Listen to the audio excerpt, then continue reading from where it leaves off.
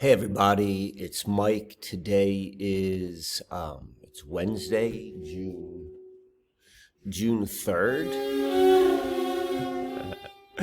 A storm is a brewing outside, and that noise you hear, it almost sounds like, to me, kind of like a bagpipe. That's the wind in the windows of this building. It's I find it comfortably eerie, if you will. But maybe it's a good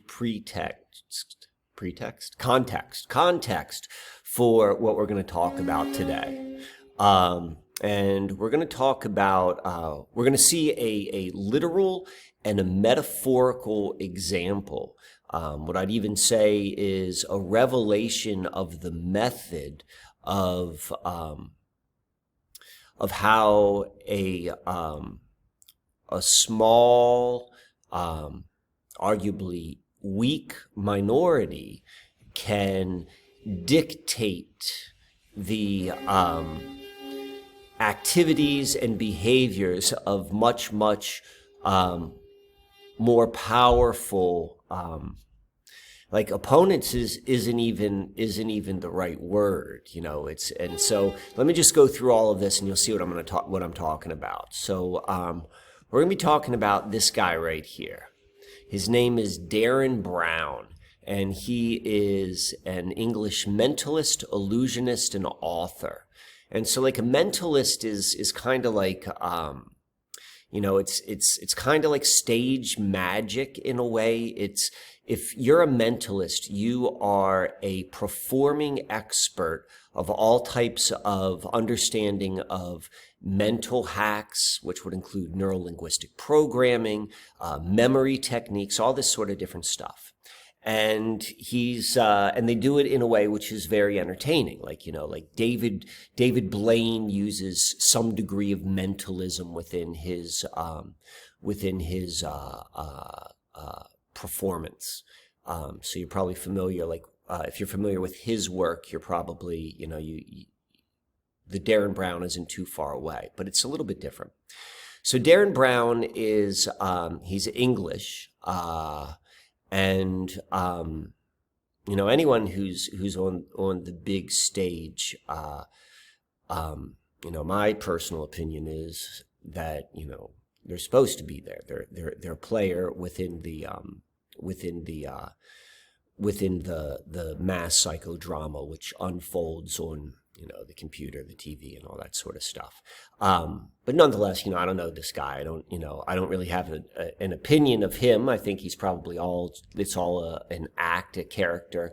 And I'm going to go and make reference to one of his shows, and his shows are presented as reality TV, but there's no reason to believe anything that's called reality is reality. It's probably, everyone's an actor in on it, but nonetheless, we can learn from it. So we want to treat what we're going to see and treat Derren Brown and what he is connected to with a healthy degree of respect and doubt, but we can still learn from it. So in his performances, he often says that his effects are achieved through magic, suggestion, psychology, misdirection, and showmanship. And that's the name of the game.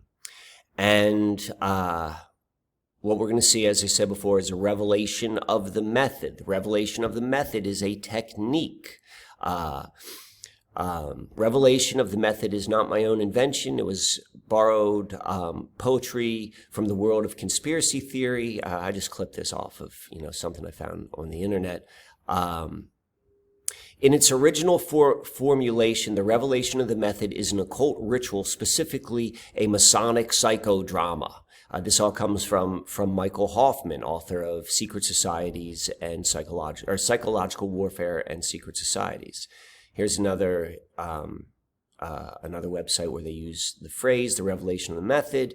V presents a ghostly subtextual narrative of partial concealment and potential revelations, cloaked revelations designed to eventually demoralize and disempower the masses into passive existence. There is a truth to that, and that's like behind all of Hoffman's understanding or theories of revelation of the method, which is, it works on a couple ways. So revelation of the method is a revealing of how we do things, from the controller's perspective. It's usually done in a mocking kind of thumbing their nose at the people who have been the victims, if you will, of the occult ritual Masonic psychodrama, as Michael Hoffman characterizes it as. But nonetheless, it's, if you look at it from a perspective where it's not personal, you can be like, okay, these are the techniques, and you can begin to understand it. So, all right, we're going into this video here. You can find this online if you want to go and search Derren Brown, it's spelled with a E, versus 9 chess players. And you could just see from this, this one from where I screenshotted this from the video. I mean, it's obviously it's got this Masonic magic display. It's thumbing your nose at it. Maybe it's even done it's done ironically. I don't know where the perspective which it was made, where it was coming from, but it's undoubtedly, we've got these 9 circles, and it's on the Masonic chessboard. And if you pay attention to this video, you'll see it's very significant when you step on the board and off the board. But nonetheless, so this is what the setup is. So Derren Brown, he goes and he tells the audience in the beginning, he's like, listen, I know a little but about chess, but what I'm going to do is I'm going to play 9 chess masters. I'm going to play them simultaneously. And I'm gonna beat them. And so it goes through the presentation of the story. They're master storytellers. So it is enjoying on a certain level, and it's fun to see how the story's unfolded. You don't understand until the end how Derren Brown does it, but he plays all of these guys in chess. And it introduces them in the beginning, each one individually, how they're chess masters. And what we're left to the viewer to understand and to think, you've got this Derren Brown, who we know is a master mentalist. And he's not he never says hey, there's magic. He's this is just I'm hacking the human mind. I understand the blind spots, and I'm able to go and I'm showing you in theatrical way and in kind of fun way, this is how people are robotically controlled. But so we're introduced to each one of these guys as masters, and Derren Brown goes and he plays them, and we know that Derren Brown isn't a chess master. And so if you think about it, if you're you really put yourself in the position of this actually happening, you've got this chess master, and I'm not a chess master, but I can imagine the mental discipline and structure to reach that certain level of success in chess. And it's very much thinking out every single possibility and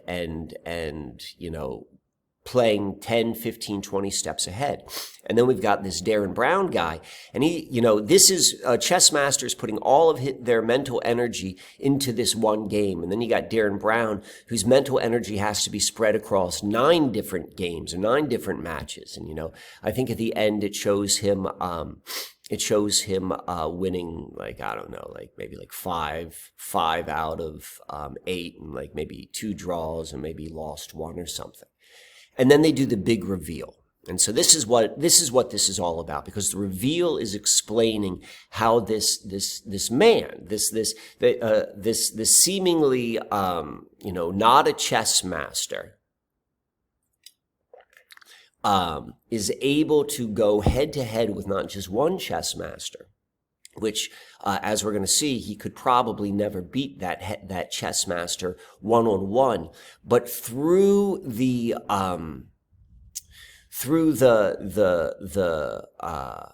process of creating something else which is entirely different, that the chess masters don't even recognize what they're stepping into, he's able to beat them. And that's our metaphor. That's our revelation of the method. That's what we're witnessing. So this just kind of explains how it happens. So let me go to this slide. I like this one right here. This is where he kind of explains what he does, and I'm going to explain. I will go and explain it in a moment. But these are his diagrams, and if you're familiar with the idea of chaos magic, this is it looks very similar to it. And you got to also realize, like, watching all of Derren Brown's videos is he's doing his mentalism on the viewer, like the part of the whole how the shtick works, if you will, is by you, the viewer, thinking you are in on it, by like, oh, I'm on, Derren Brown's telling me his secrets. You're not realizing, like, it's also happening to you. That's why he is effective on these chess masters, is because they're thinking of one context. I'm just going to go and beat this guy, and not necessarily recognizing what they had stepped into. And so that includes, like, all of the imagery of how he shows himself, and we can see him here working with numbers. That was part of it. But this is what he ends up explaining. What he does is he is just playing the chess masters against themselves. He in no way is actually adding anything to any of the matches. What he's doing is, his skill set is, as a mentalist, is he's immensely clever with amazing memory, and has set the stage so that he knows all the rules. And what he's doing is, in the first match, the first player makes a move, and he looks at it, and then he goes to the second table, and what he does is he makes the same move onto this opponent as this player made to him. And he continues this technique all the way around the circle. And what he does is he just remembers what each move is. That's really what his skill set is. And he ends up playing the players against themselves. He adds nothing to the matches other than he orchestrates it, and he orchestrates it in such a way that these powerful chess masters, these people who are immensely better than he is, are victim to his cunning, to his cleverness. Now, albeit this is done in kind of like a very fun way, but as we begin to really, if you want to understand what is happening before us, and how easy it is to go and take very, very powerful masters and play them against each other, just watch this Derren Brown video. So,